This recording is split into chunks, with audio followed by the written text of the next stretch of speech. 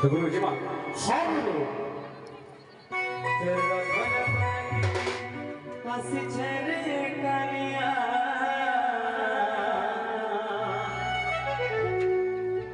ऐसे भक्त को जो वो तेरा भला करे कि मुई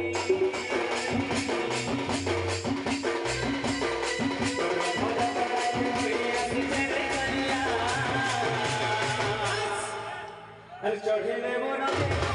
कोई न हो ये कलिया कलिया और करू तो कलिया कलिया कलिया कलिया और करू तो कलिया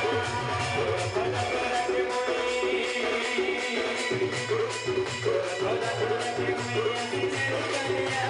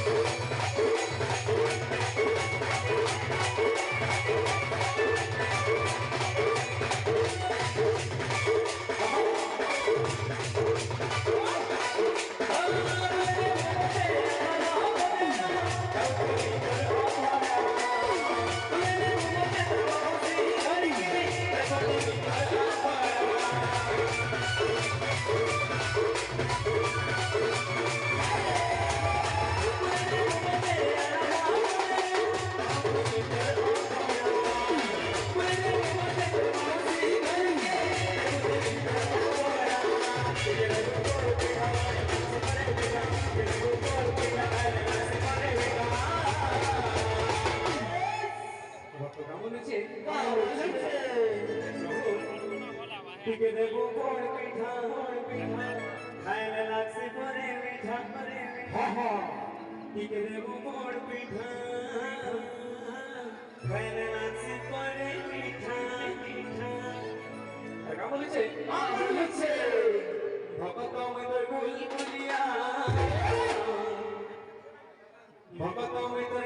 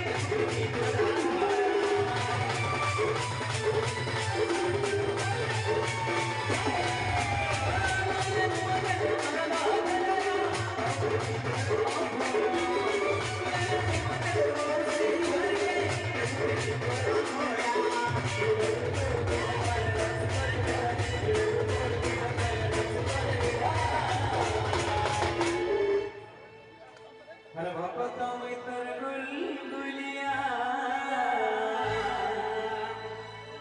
भगत में तो गुलगुलिया